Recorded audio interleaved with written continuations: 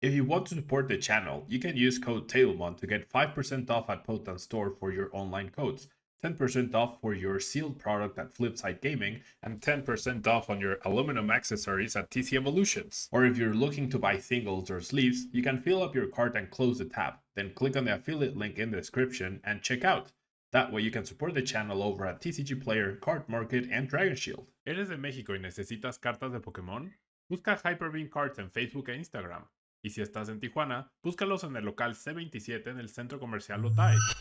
Hello everyone and welcome back to a brand new video here at Tablemon. Thanks so much for tuning in. Sorry about the lack of content. I have been not feeling great after Portland and I'm just starting to feel with enough energy to record. I do have some things in the pipeline that I'm very excited about, but for now we're gonna start off this week's content with a tier list for Charlotte regionals coming off of Portland. I feel like my tier list for Portland was pretty accurate. I called Tina's going up in popularity and being a pretty important deck for the event, and of course we did see that mirror match in the finals of Giratina V-Star, and that is why I will still call Giratina a tier S deck. It does have its consistency problems, absolutely, but is a pretty powerful deck. It can do everything and it can adapt with different decks. It can play Spiritomb, it can play Manaphy, it can play Jirachi, yeah, all sorts of different things to be able to adapt to the metagame. And you have an automatic 1 KO button in the V-Star. You're doing 280 damage, which is the perfect number to do in this metagame, other than the big EXs, which you can one-shot with your V-Star. So overall, it's a pretty powerful deck, and as long as the hands allow it, it's a top tier deck. And with that being so powerful and the metagame in general in Portland being very anti-Charizard with Tina, Urshifu, a lot of TM Devo, that is why I'm going to place Charizard as an A tier deck. Yeah, it is a pretty good deck, it is pretty powerful, but it's not the end all be all deck that looked like it was after San Antonio, right? So still a very powerful deck. If you're using Charizard, you're definitely gonna be in a good spot for Charlotte, but it definitely doesn't help that it has a quirky-ish Giratina matchup. Now, that brings us to Gardevoir. Gardevoir still has a pretty good Charizard matchup, does have a pretty decent Giratina matchup, probably 50-50, maybe slightly Giratina favored because that Roxanne path can be pretty powerful and detrimental, but overall a really good call for the event. Next up, we have both versions of Mew, which with Charizard dropping in popularity, that could put Mew in a good spot, but I do believe that both of these decks take a hit with Spiritomb still being popular. Of course, Fusion Mew isn't as affected as Mew Genesect, but Charizard will still be quite popular. I would imagine it's going to be the number 2, maybe number 3 deck in terms of popularity, and that's what's keeping Mew a little bit at bay, but we did see it go all the way to the top 4. But Spiritomb being so prevalent means these decks still have to take a backseat for now, but still very good choices. Just like any deck in tier S is just extremely powerful. Any deck in tier A is a top tier deck. Any deck in tier B can definitely run away with the event. It's just it needs to dodge some key matchups along the way, perhaps, or have the right decks for the decks against it. Then you have the two Lost Box decks, Lost Box Charizard and Lost Zone Box. I'm definitely still not the biggest fan of Lost Box Charizard. I did lose to it at Portland, which was pretty ironic, but it is what it is. And then we have Lost Zone Box as well. It just has not been performing, and it doesn't boast a great matchup against either Gardevoir or Charizard. The high HP is just really tough to deal with, and there isn't a very efficient way to deal with a Charizard EXs. That's why all versions of Lost Box just feel a little bit short to me in terms of the metagame. That's why it's stuck in tier B for now. Next up, we have Miraidon Fluffy. Of course, this deck did get top 8 at Portland, and a very similar list to what I was considering for the event, which definitely makes sense. The Tapu Koko EX was a great call, even though the Charizard, some of them did adapt by including the switch. Tapu Koko EX, a great tool for Miraidon, and also Judge Path to disrupt, the EX Speechers to keep energy into play, for Raichu to get one shot. So definitely a very good meta call by Nicholas Moffat. Was the number 1 seed going into top 8.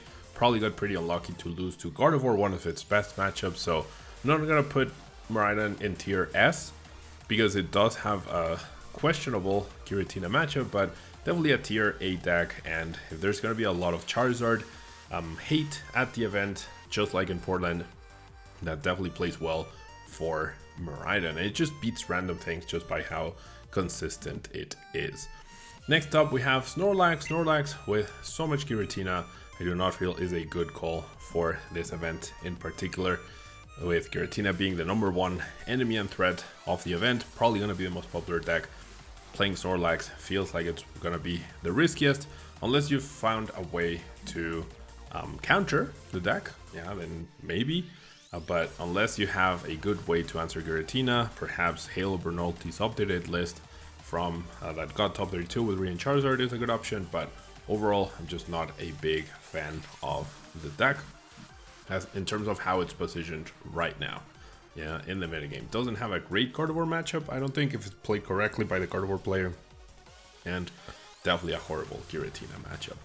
Until Urshifu, still a tier 1 deck, not very popular these days in basically crutches now as rotation looms nearer, but still a powerful deck. Has a pretty good matchup against Gardevoir, a pretty good matchup against Charizard, a pretty decent matchup against Giratina a lot of the time, so at least even, right? So definitely a good call for the event. Not an easy deck to pilot, definitely can feel shaky at times, but a pretty decent call overall. And even though it might not be so popular, I think it's still a threat to be considered when choosing your deck choice. Next up we have Roaring Moon, another B tier deck. Ross Gotham did get 33rd place at Portland, started off pretty well day 2 as well, but overall the deck just cannot really compete with the big decks, essentially tier S and tier A, at least not consistently. Definitely has a chance to beat them, right? But with Gardevoir being really well positioned this event, that definitely plays badly into a Roaring Moon choice. Chien-Pao Excalibur, once again, if the previous tournament, Portland, was the best tournament to play Chien-Pao Excalibur, then this is probably not good anymore. It doesn't have a great Giratina matchup when they can go Counter Gatcher, Roxanne Path, knock out your Bibarel, and you're stuck in no man's land with no hand and no draw power. So not the biggest fan of Chien-Pao Excalibur heading into this event, now that Charizard stocks are going down and Giratina stocks are going up. But I'm sure Chien-Pao will eventually find success, and as Jared Grimes showed, probably the straightforward Chien-Pao Excalibur deck with no more Iron Hands or whatnot is or might be the way to go. Then we move into Goldengo, which did see a little bit of hype heading into the event. Some did finally make day 2, but overall it has a horrible matchup against Giratina between the paths, the Roxannes, and the fact that they can one-shot you and you also one-shot them, but you struggle so much more to do so. I'm not the biggest fan of Goldengo heading into the event, so if you like the deck, go for it, but I'm not putting my money on that one. Same with Arceus decks. I know Arceus did get top 8, obviously a pretty good build. However, with Giratina and with Gardevoir being at the very top, in my opinion, I just cannot see Arceus succeeding, but it finally did make the list as opposed to last tier list, which I didn't even consider Arceus at all. Of course, I was proven wrong by one person, but where were all the other Arceuses, right? It's not like Arceus performed really well. It was one really good player, McKenny Tran, getting a really good result with a very solid build of Arceus, and that's it. So until it proves itself further, not the biggest fan of the deck and how it's positioned in a metagame with where Gardevoir and Giratina are the decks to beat, as opposed to in a metagame where Charizard is the deck to beat. That's where Arceus will shine a little bit more. And then we have Entire Valiant, another deck that is decent, but struggles against Giratina, I would say. Struggles definitely against Charizard, struggles against Miraidon, struggles against Intil and Urshifu. Is decent-ish against Gardevoir, but it really needs to destabilize them in the beginning, so not a great call for the event. Might even put it in the D tier, along with Goldengo perhaps. Definitely think these are worse than Arceus heading into the event. And then Iron Valiant Urshifu is a deck that has not been seen or played well, so I'm going to put it at the C tier, but I feel like this deck has the potential. I feel like it does have a slightly better matchup heading into Gardevoir and Giratina Lost Zone box, because it doesn't just get demolished by the V-Star. It can deal with Manaphy a little more decisively than Inteleon can, because of course Double Gun is really powerful, but it's stopped by Path to a Peak, and it's a stage 1 VMAX Pokemon, right? That requires water energies to be effective, for us. Iron Valiant, you just need to switch in and out, right? And the switch cards also can prove to be useful, and you have the Raiden Charizard as a finisher. So I feel like that's definitely an underexplored deck that maybe it's time for it to make a splash finally. Not so sure. It's just that one's a personal favorite, if you will. Yeah, it's a decent choice. Definitely not a top tier deck as of yet. Could make a splash if played well enough. We shall see. But yeah, this is how I would define the tier list heading into Charlotte. I would love to know your thoughts. So if you're watching this, you disagree or agree with what you're seeing on screen, definitely let me know. I'd love to hear from you. Thanks so much for watching. More content coming very soon, I promise. And I'll see you next time. Bye-bye.